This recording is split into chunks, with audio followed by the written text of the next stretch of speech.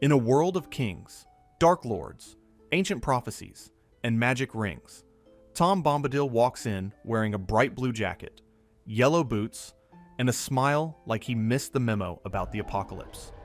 He sings to trees and they obey. He snaps ancient curses like cobwebs.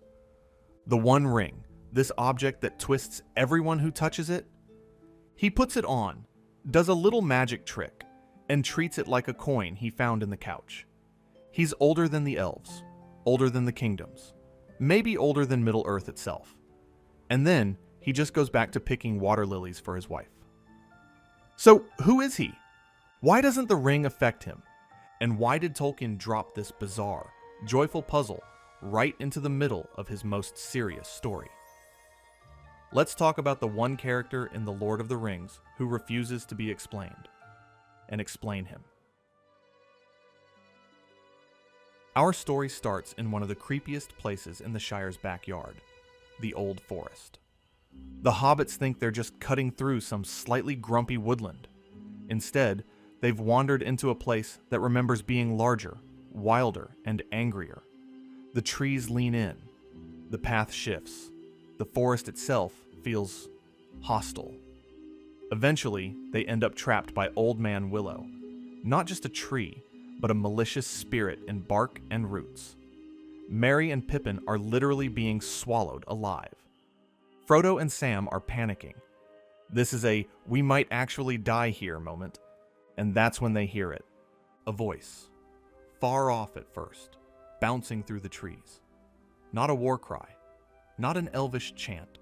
Just this ridiculous little song getting louder and louder.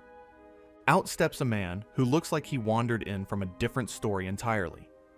Blue jacket, yellow boots, feather in his hat. He's humming, laughing, completely unbothered by the fact that two hobbits are halfway inside a demon tree. He doesn't draw a sword. He doesn't cast a spell with glowing runes. He sings. He scolds the tree like a misbehaving dog, stamps his feet, and commands it to release them. And Old Man Willow listens. The hobbits fall out, gasping, and the danger is just over. The hobbits have met Tom Bombadil. From that moment on, you can feel that the rules around him are different. Nature doesn't just surround him, it listens to him. The old forest that seemed so threatening suddenly looks like his backyard. Tom invites them to his house, casually, like he didn't just dismantle an ancient malevolent spirit with a verse and a beat. And this is where things get really strange. Tom's house sits right where wildness meets home, inside the old forest, yet feeling safe in a way the hobbits haven't felt since they left the Shire. Inside, everything seems brighter, calmer. Time goes soft at the edges. The hobbits eat, rest, and for the first time in their journey, they're not just safe, they're welcome. And then there's Goldberry. Goldberry is introduced as the River Woman's daughter, but she doesn't feel like a normal person. She feels like the river given a body, and a dress.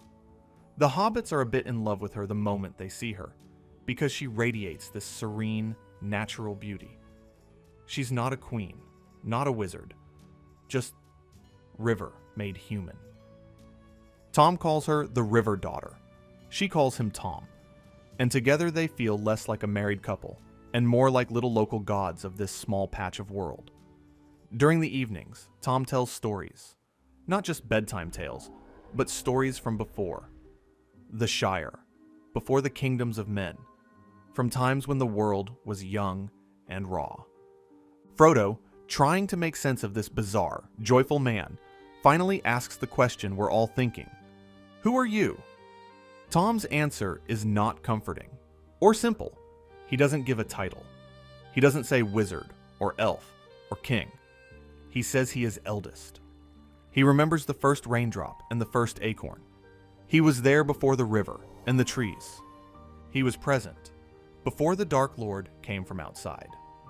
That last line is huge. The Dark Lord here doesn't just mean Sauron. It means Melkor, the primordial dark power who descended into the world before it even fully formed. If Tom remembers before that, then he's older than almost everything we know.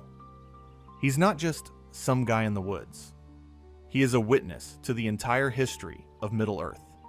And yet, he lives in a cottage, sings about breakfast, and goes out looking for flowers. At this point, the hobbits, and we, have two equally disturbing options. Either Tom is exaggerating, or he is unimaginably ancient and simply doesn't care about status. And then Frodo makes the worst, best decision of the evening. He shows Tom the One Ring. Up until this point, the ring has behaved one way. It tempts, it corrupts, it amplifies desire. Bilbo clings to it. Gollum is consumed by it. Even wise people like Gandalf and Galadriel are terrified of what they might become if they touched it. Tom Bombadil looks at it the way you or I might look at a coin someone found in the laundry. Frodo hands it over, a little nervously. Tom flips it, laughs, and just casually slips it onto his finger. Nothing happens. No vanishing. No dramatic change in his voice. No distant whisper from the eye of Sauron. It's just a ring. He even does a gag. Pretends to lose it, then makes it reappear, as if he's doing a children's party trick with the single most dangerous artifact in existence. Frodo, understandably rattled, later puts the ring on himself. To test things. To hide. To be unseen. Tom looks right at him and says, basically, "Stop that. Come back and sit down." Tom can see him even when the ring pulls Frodo into that invisible, half-spiritual realm. That's a realm normally only accessible to beings like wizards, ringwraiths, Sauron himself. Tom just sees through it. What this tells us is critical. The ring has no power over Tom. Not because Tom has more power in the same category, but because he is not playing that game at all. Everyone else in the story, good or evil, is vulnerable to the ring because they want something. Safety, victory, knowledge, control. The ring hooks into that desire and twists it. Tom is different. He doesn't want control. He doesn't want dominion. He doesn't want to rule anything. He simply delights in what is. To him, the ring isn't a shortcut to power. It's just a very boring, uninteresting attempt at control. And that's the key to Bombadil. But the story isn't done with him yet. After 2 nights in that strange, almost timeless house, the hobbits move on. Tom gives them directions, advice, and a little safety net. A song to call him if they get into trouble. Spoiler, they get into trouble. They wander onto the Barrow Downs, a place filled with ancient tombs of long-dead kings and warriors. Mist creeps in. They get separated. A cold, ghostly presence presses in. One by one, they're ensnared by a barrow wight, an undead spirit, and dragged into a tomb. This is one of the darkest scenes in the early book. They're laid out with treasure, dressed in grave goods, about to be sacrificed to some ancient horror. Frodo, in a last flicker of courage, remembers the song. He calls Tom's name. Immediately, there's a response. A voice like sunlight after a storm.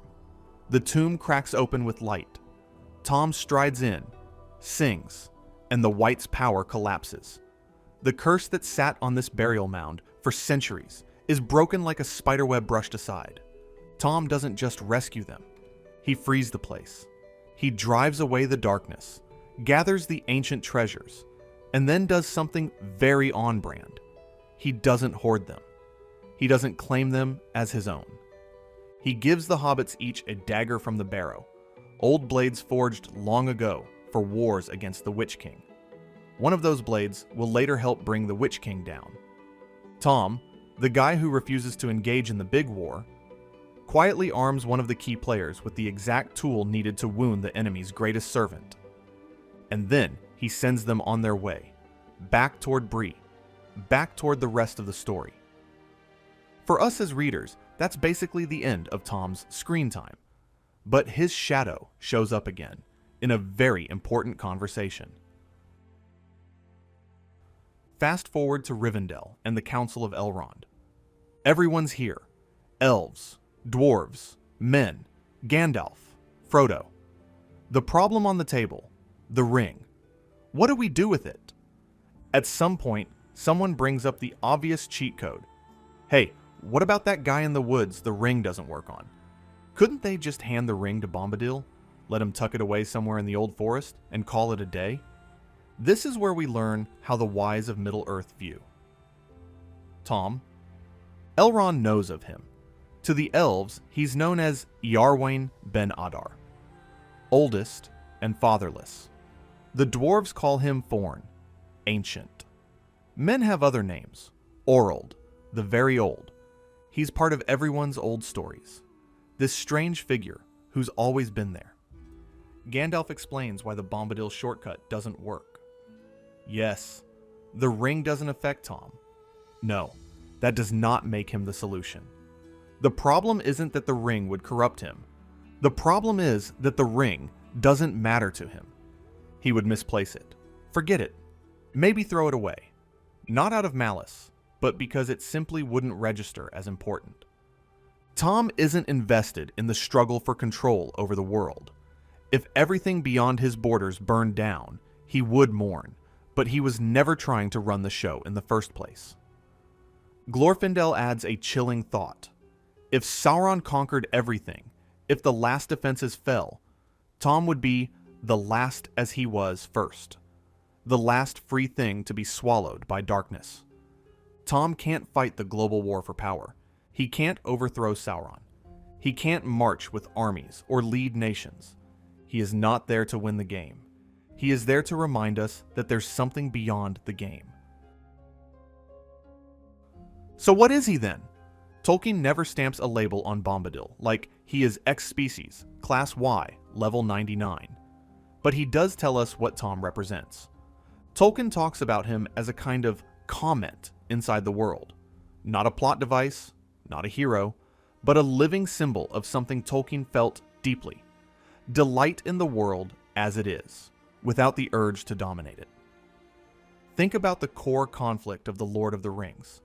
Sauron wants control, absolute control. The good guys also need control to some degree. They form councils, lead armies, wield authority. Even noble leadership still involves power. Tom stands outside that axis entirely. He has taken what Tolkien describes as a kind of vow of poverty in terms of control. He renounces ownership. He watches, learns, enjoys, but doesn't try to bend things to his will. To someone like that, the entire argument about who should rule is just meaningless. This is why the ring has nothing to grab onto.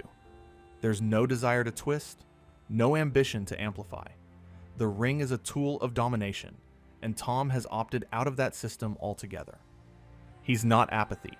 He's not ignorance. He's contentment. He's wonder without possession. In a world defined by war and power, Bombadil is Tolkien saying, remember that there is value in simply existing, observing, and loving the world for its own sake. That's not lazy neutrality. It's a different axis entirely. And Tolkien is very clear on one more thing. Tom's existence depends on the victory of the West.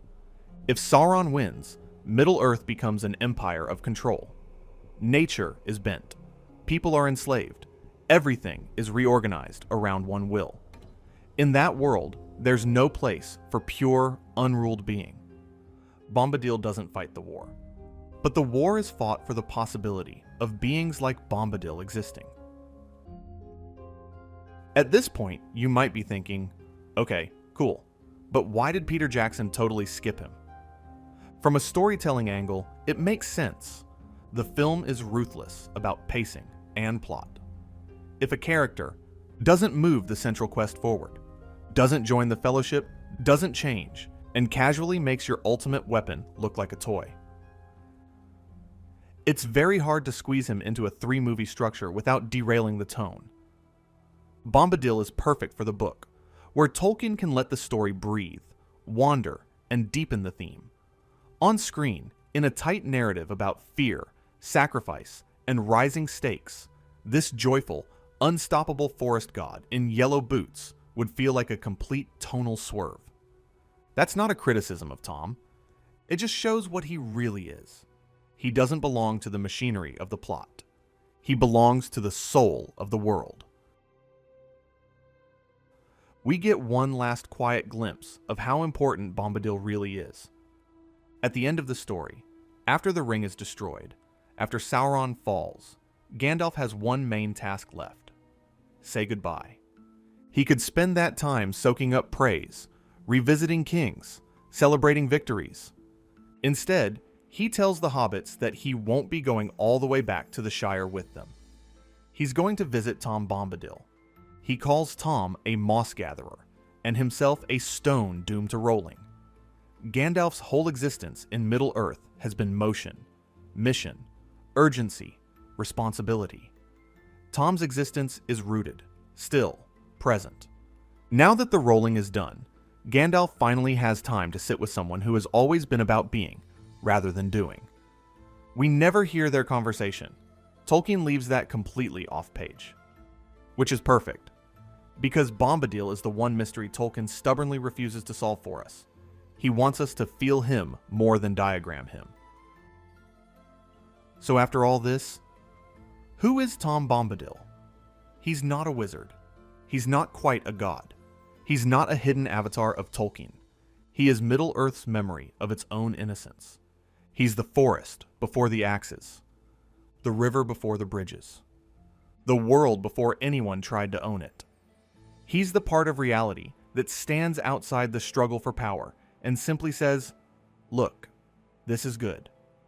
The ring can't touch him because the ring only understands fear and greed and ambition, and Tom Bombadil is built out of none of those things. In a story obsessed with who will rule, he's the character who lives as if the world is not about ruling at all. That's why he feels strange. That's why he doesn't fit. And that's why he matters. The armies march, the Dark Lord falls, the kings rise and fade. Somewhere in the old forest, a man in a blue coat and yellow boots still sings to the trees, and the trees still listen. And as long as he's there, Middle-earth is more than a battlefield. It's a home.